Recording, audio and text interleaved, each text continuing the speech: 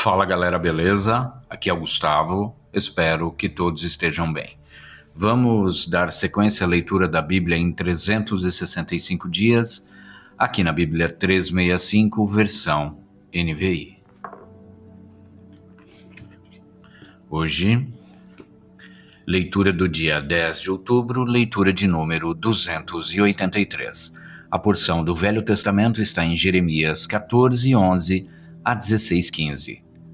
Então o Senhor me disse: não ore pelo bem-estar deste povo.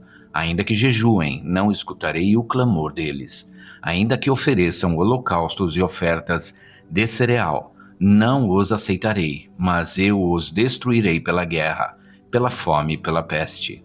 Mas eu disse: soberano Senhor, os profetas estão dizendo a eles: vocês não verão a guerra nem a fome. Eu lhes darei prosperidade duradoura neste lugar. Então o Senhor me disse: é mentira o que os profetas estão profetizando em meu nome. Eu não os enviei, nem lhes dei ordem nenhuma, nem falei com eles. Eles estão profetizando para vocês falsas visões, adivinhações inúteis e ilusões de suas próprias mentes. Por isso, assim diz o Senhor: quanto aos profetas que estão profetizando em meu nome, embora eu não os tenha enviado, e que dizem: nem guerra nem fome alcançarão esta terra, aqueles mesmos profetas perecerão pela guerra e pela fome. E aqueles a quem estão profetizando serão jogados nas ruas de Jerusalém, por causa da fome e da guerra, e não haverá ninguém para sepultá-los, nem para sepultar as suas mulheres, os seus filhos e as suas filhas. Despejarei sobre eles o castigo que merecem. Diga-lhes isto: que os meus olhos derramem lágrimas, noite e dia sem cessar, pois a minha filha virgem, o meu povo, sofreu um ferimento terrível, um golpe fatal. Se vou para o campo, vejo os que morreram à espada. Se entro na cidade, vejo a devastação da fome. Tanto o profeta como o sacerdote percorrem a terra sem nada compreender. Rejeitaste Judá completamente? Desprezaste Sião? Por que nos feriste a ponto de não podermos ser curados? Esperávamos a paz, mas não veio bem algum. Esperávamos um tempo de cura, mas há somente terror. Senhor, reconhecemos a nossa impiedade e a iniquidade dos nossos pais. Temos de fato pecado contra ti. Por amor do teu nome, não nos desprezes. Não desonres o seu trono glorioso. Lembra-te da tua aliança conosco e não a quebres. Entre os ídolos inúteis das nações, existe algum que possa trazer chuva? Podem os céus por si mesmo produzir chuvas copiosas? Somente tu o podes, Senhor nosso Deus. Portanto, a nossa esperança está em ti, pois tu fazes todas essas coisas. Então o Senhor me disse: ainda que Moisés e Samuel estivessem diante de mim, intercedendo por este povo, eu não lhes mostraria favor. Expulse-os da minha presença, que saiam, e se perguntarem a você: para onde iremos? Diga-lhes: assim diz o Senhor.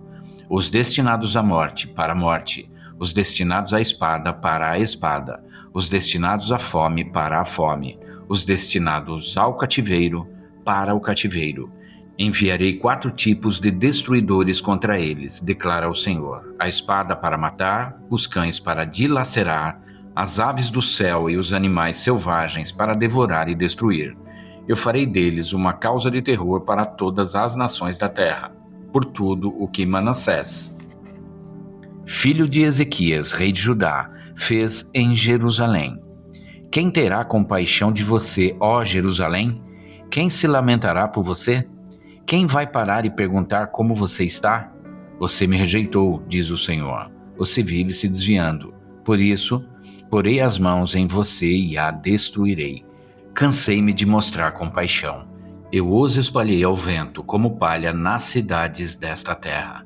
Deixei-os sem filhos. Destruí o meu povo, pois não se converteram de seus caminhos. Fiz com que as suas viúvas se tornassem mais numerosas do que a areia do mar. Ao meio-dia, trouxe um destruidor contra as mães dos jovens guerreiros.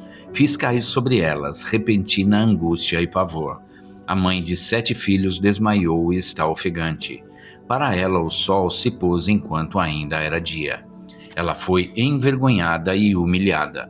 Entregarei os sobreviventes à espada diante dos seus inimigos, declara o Senhor.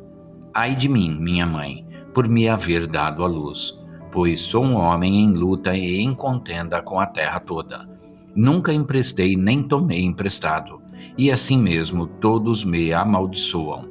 O Senhor disse: Eu certamente o fortaleci para o bem e intervim por você, na época da desgraça e da adversidade por causa do inimigo. Será alguém capaz de quebrar o ferro que vem do norte, ou o bronze?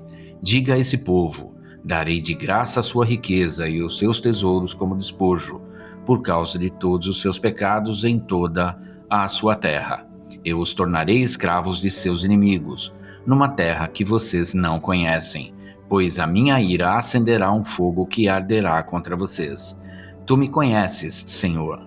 Lembra-te de mim. Vem em meu auxílio e vinga-me dos meus perseguidores, que pela tua paciência para com eles eu não seja eliminado. Sabes que sofro afronta por tua causa. Quando as tuas palavras foram encontradas, eu as comi.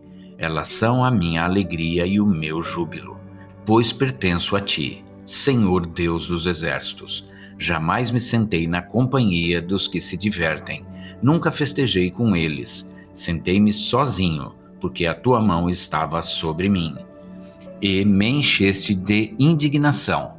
Porque é permanente a minha dor, e a minha ferida é grave e incurável?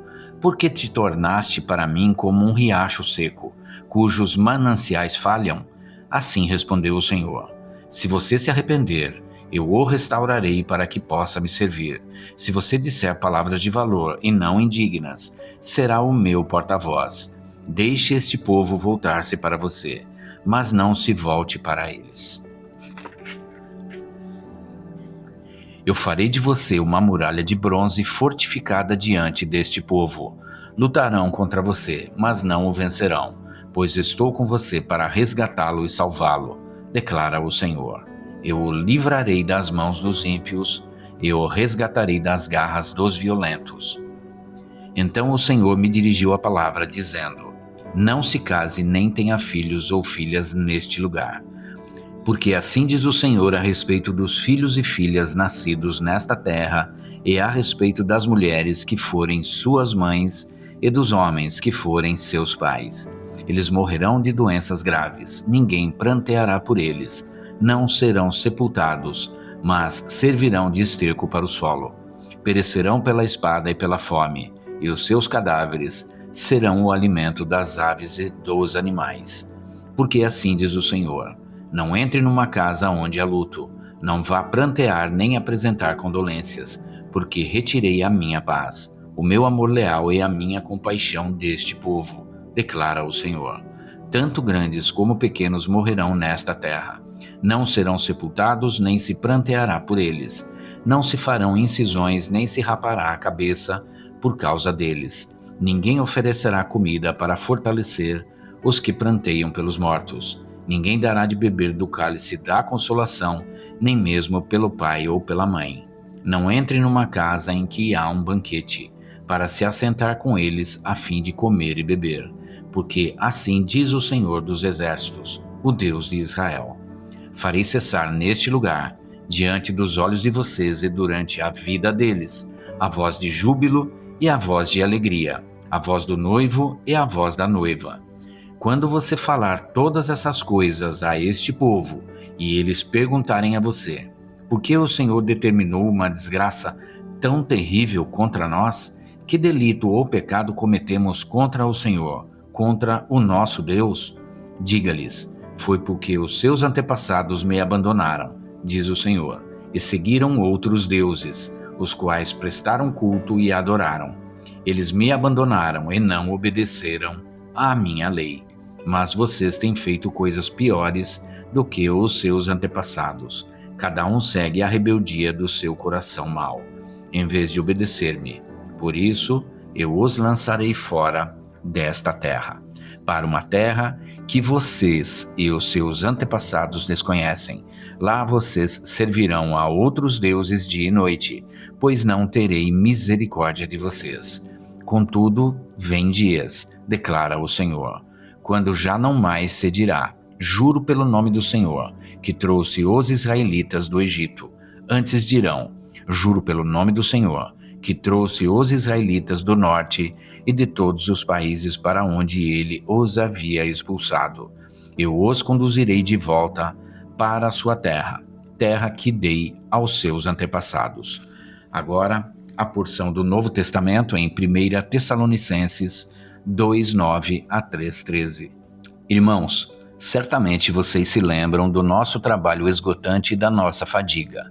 Trabalhamos noite e dia para não sermos pesados a ninguém, enquanto pregávamos o Evangelho de Deus a vocês.